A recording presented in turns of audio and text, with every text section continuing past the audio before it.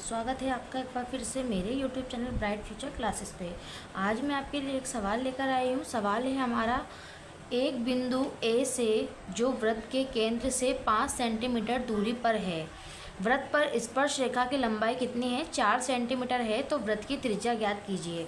देखिए, इस तरीके के सवाल को हम किस प्रकार से हल करेंगे, तो हम इसको सबसे पहले हम यहाँ पे जो आपको क्वेश्चन दिया हुआ है उस क्वेश्चन से संबंधित एक आकृति बनाएंगे। तो हम नॉर्मल से एक आकृति बना देते हैं। तो देखिए, मैं यहाँ पे एक आकृति बनाती हूँ। सबसे पहले यहाँ बात की गई है किसकी? वृत्त की।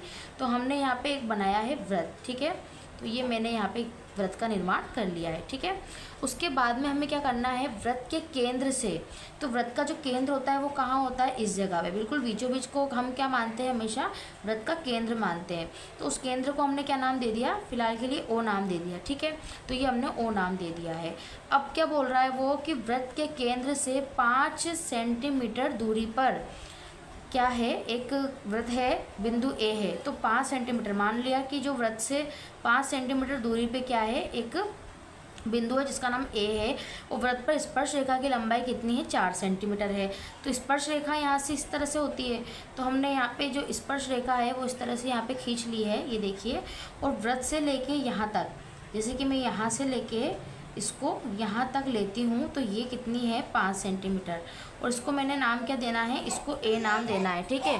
तो इसको ए नाम देना है, और इसको हम इस तरह से इससे यहाँ पे मिला देंगे, ठीक है।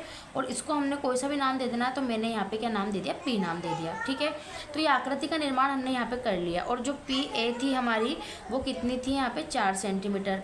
तो वो हमने 4 सेंटीमीटर भी लिख लिया है यहाँ पे, क्योंकि उसने बोला है स्पर्श रेखा की जो लंबाई है, ये जो स्पर्श रेखा है जो वृत्त से स्पर्श कर रही है वो स्पर्श रेखा है, ठीक है। तो जो स्पर्श रेखा की जो लंबाई है वो कितनी है? 4 सेंटीमीटर है। और केंद्र ओ से लेके हमने बाहर तक बनाई है, वो कितनी है? 5 सेंटीमीटर, ठीक है। तो ये जो चित्र है हमने बना लिया है। अब हम इसके हिसाब से इस सवाल को सोल्व करेंगे। सबसे पहले हम देखते हैं कि देखिए, ये जो रेखा है, ये जो आकृति है इसके अंदर की, ये आकृति एक कोण बना रही है। और वो कोण कौन सा बना रही है? समकोण बना रही है। और हम जानते हैं कि समकोण कितने डिग्री का होता है? 90 डिग्री का होता है। तो अब हम इसके आधार पर पाइथागोरस प्रमेय का फॉर्मूला लगाएंगे। तो पाइथागोरस प्रमेय जो हमारा है वो इस तरह से लगाएंगे, पाइथागोरस प्रमेय द्वारा, ठीक है। तो पाइथागोरस जो प्रमेय है उसका जो फॉर्मूला है वो क्या लगाएंगे? अब देखिए, हमारे पास में क्या चीज़ नहीं है। देखिए, ये हमारा क्या है? बिल्कुल एक त्रिभुज है। और त्रिभुज के अंदर 3 चीज़ें होती हैं। जो नीचे होती है उसे हम आधार मानते हैं, और जो खड़ी हुई होती है उसे हम लंब मानते हैं, और समकोण के सामने वाला जो आकृति है उसे हम कर्ण मानते हैं। तो माना कि ये क्या है? हमारे पास में आधार है, और ये समकोण के सामने वाली जो भुजा है हमारी वो क्या है? कर्ण है। और ये वाली जो भुजा है ये हमारी क्या है? लंब है, ठीक है। तो अब हमें यहाँ पे क्या है कि जो आधार है और कर्ण है वो हमें दे रखा है, लेकिन हमें लंब नहीं दे रखा। तो हम यहाँ पे एक फॉर्मूला लगाएंगे जिसके अंदर हमें क्या ज्ञात करना है? लंब ज्ञात करना है। तो पाइथागोरस प्रमेय का जो फॉर्मूला है जिसमें हमें लंब ज्ञात करना है, तो इसका जो फॉर्मूला होता है वो क्या होता है? लंब का स्क्वायर बराबर, देखिए कर्ण यहाँ पे सबसे लंबी भुजा कौन सी होती है? कर्ण की। तो हम जब भी आपको लंब या आधार ज्ञात करना हो तो आपको इन दोनों के में से एक के स्क्वायर में से कर्ण को घटा देना है। मतलब कैसे? जैसे कि कर्ण का स्क्वायर माइनस आधार का स्क्वायर, ठीक है, आधार का स्क्वायर, ठीक है। ये मैंने फॉर्मूला यहाँ पे लगा दिया। देखिए, लंब का स्क्वायर तो हमें पता ही नहीं है, ठीक है, लेकिन लंब का एक नाम जरूर है। लंब का हमारे पास नाम यहाँ पे क्या है? OP या PO, कुछ भी आप रख सकते हैं। तो हमने यहाँ पे क्या रख दिया है? OP रख दिया है।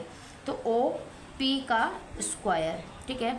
अब देखिए, कर्ण हमारे पास में कितना है? 5। तो कर्ण का स्क्वायर मतलब कि कितना आ गया यहाँ पे? 5 का स्क्वायर। आधार हमारे पास में क्या है? 4। तो आधार हमारे पास में क्या आ गया है? 4 का स्क्वायर आ गया है, ठीक है। OP अभी फ़िलहाल हमारे पास में इसी तरह से चल रहा है। तो आधार का स्क्वायर मतलब 5 का स्क्वायर किस में खुलता है? 25 में, ठीक है। 4 का स्क्वायर है तो 4 चौक 16, तो 4 का जो स्क्वायर है वो किस में खुलता है? 16 में, ठीक है। अब हमें क्या करना है? OP का स्क्वायर अभी फ़िलहाल अभी भी यही चल रहा है। तो 25 में से 16 घटाएंगे, तो 25 में से 16 हम जैसे घटाते हैं तो आंसर हमारे पास में क्या आता है, 9 आता है। लेकिन ये ओरिजिनल ओपी की संख्या नहीं आएगी। अब हमें यहाँ पे क्या करना है, स्क्वायर हटाना पड़ेगा। तो स्क्वायर को हम जैसे ही यहाँ से हटाएंगे और हम बराबर की उस साइड भेजेंगे तो ये स्क्वायर संख्या के ऊपर रूट में बदल जाता है इस तरह से, ठीक है। अब हम 9 का जो रूट है वो किस में खुलता है, तो ऐसी कौन सी संख्या है कि जिसको उसी से गुणा करने पर क्या आंसर आता है, 9 आता है। तो वो संख्या क्या है, 3 है, ठीक है। तो मैंने यहाँ पे क्या लगा दिया, तो OP बराबर हमारे पास में क्या आया, 3 आ गया। मतलब कि जो लंब है वो कितनी आ चुकी है हमारे पास में, 3 आ गई है। तो इसका मतलब हमें ये पता लगता है कि वृत्त की त्रिज्या बराबर हमारे पास में कितनी है, 3 सेंटीमीटर। और यही हमारा आंसर है। आशा करती हूँ आपको सवाल समझ में आया होगा। वीडियो पसंद आई तो वीडियो को लाइक करें, शेयर करें, कमेंट करें और प्लीज़ मेरे चैनल को सब्सक्राइब करें। धन्यवाद।